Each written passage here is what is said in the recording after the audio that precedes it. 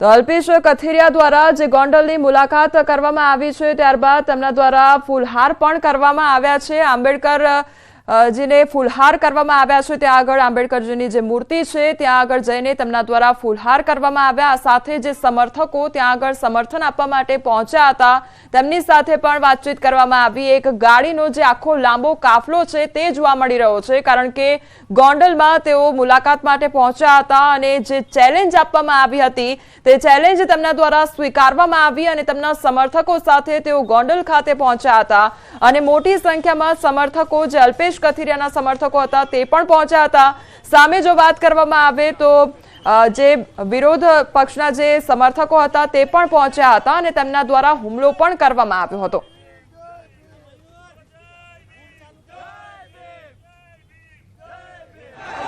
લોકો આવતા ડરે છે। આવનારા દિવસોમાં સમયાંતરે મુલાકાત લેતા રહીશું। મિટિંગોના માધ્યમથી લોકો આવે એવું લાગે છે।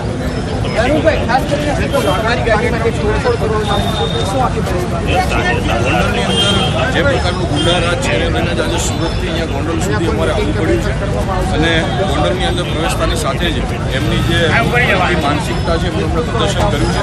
આવનારા દિવસોમાં ખાસ કરીને ધાર્મિકભાઈ કોઈ પાટીદાર નેતાઓ આપણી સાથે પાટીદાર સમાજનો બહોળો વર્ગ અમારી સાથે જોડાયેલો છે। દરેક લોકોને સામે આવવું એવું કંઈ જરૂરી નથી। જે રીતે આવેદન કર્યું હતું કે અમે લોકો ફરવા આવી રહ્યા છીએ એ રીતે અમે ગોંડલની તમામ જાહેર જગ્યાએ ફરી રહ્યા છીએ અને ઘણા બધા હુમલાઓ થયા છતાં પણ અમે નીડર થઈને અહીંયા ફરી રહ્યા છીએ। ગોંડલની જનતાને મારે એટલું જ કહેવું છે કે આટલી બધી ચેલેન્જો પડકાર્યા પછી એને સ્વીકારી અને અમે ગોંડલની અંદર અત્યારે છીએ। તમે પણ ભયમુક્ત થાઓ અને અવાજ ઉઠાવો, પોતાના હક માટેની લડાઈ પોતે લડો। રાજકોટ ગોંડલ વિવાદ પર જયરાજસિંહ જાડેજાનું નિવેદન પણ સામે આવ્યું છે। ગોંડલને ખોટી રીતે બદનામ કરવામાં આવી રહ્યું છે। ગોંડલમાં 18 વરણ અમારા પરિવાર સાથે છે। લોકો રોજ જોઈને ગોંડલ છોડીને જતું રહેવું પડ્યું છે અને અમને આજે જનતાનો વિશ્વાસ મળ્યો છે। 500 કિલોમીટર દૂર રહીને ગોંડલ ભયમાં હોવાનો આક્ષેપ કરે છે ગણેશ ગોંડલ। અમે નામ નથી આપ્યું, ગોંડલની જનતાએ નામ આપ્યું છે। જયરાજસિંહ જાડેજાએ પડકાર ફેંક્યો, અણવર બનીને નહીં વરરાજા બનીને આવજો। આગામી દિવસોમાં નગરપાલિકા, માર્કેટિંગ યાર્ડ, તાલુકા પંચાયત અને જિલ્લા પંચાયતની ચૂંટણી આવી રહી છે। જે લોકો અહીં રહેતા નથી તેઓ અહીં વિરોધ કરવા આવી જાય છે। મહિનાની અંદર આવવાની છે, તાલુકા પંચાયતની ચૂંટણી 10 મહિનામાં આવવાની છે, જિલ્લા પંચાયતની ચૂંટણી 10 મહિનામાં આવવાની છે, માર્કેટ યાર્ડની ચૂંટણી 10 મહિનાની અંદર આવવાની છે। 4 મોટી સંસ્થા ગોંડલની જે છે એની ચૂંટણી આવવાની છે। આમાં તમે મેદાને ઉતરો, મારી તમને વિનંતી છે, તમે અણવર નહીં બનો, તમે વરરાજા બનીને આવો, ગોંડલની જનતા તમને જવાબ આપશે। ભીખુદાનભાઈ ગઢવીનું મને કહેવત યાદ આવે છે કે એક મજાકની વાત છે। એક ભાઈ દવાખાને જાય છે એની આંગળી દુખે છે, એ આંગળી એના બધા શરીરે અડાડે છે, અહીંયા અડાડે છે, અહીંયા અડાડે છે, અહીંયા અડાડે છે। ડોક્ટર પાસે જાય છે, ડોક્ટરને એવું કહે છે સાહેબ મને આખું શરીર દુખે છે। કે તમને શું અડવાથી શરીર દુખે છે? કે આ આંગળી હું આમ અડાડું છું ને મારા શરીરે એટલે મને ત્યાં દુખે છે, તમારે આંગળી બતાવો। હકીકતે એની આંગળી પાકેલી હતી, એનું શરીર આખું પાકેલું નહોતું।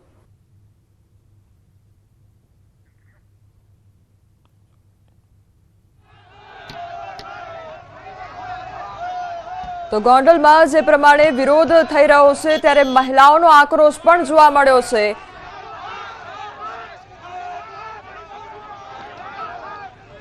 ભૂતકાળની અંદર અમે પણ પાટીદાર સમાજનું આંદોલન કરીને જેમાંથી ઉદ્ભવીને આવ્યા છીએ।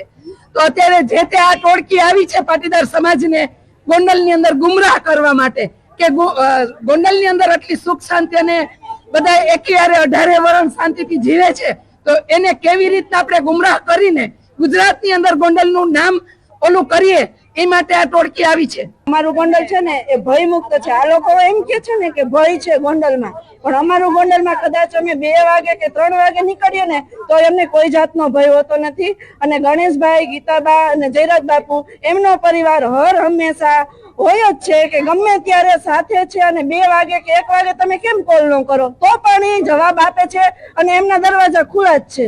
અમારા અલ્પેશભાઈ છે, અમારા ગણેશભાઈ છે, ગીતાબા એ રાજકોટ જિલ્લાના એક મહિલા ધારાસભ્ય છે, તો તમામ મહિલા મોરચો અમે એના હાથ મજબૂત કરવામાં છીએ। 18 વરણ ગીતાબાની સાથે છે।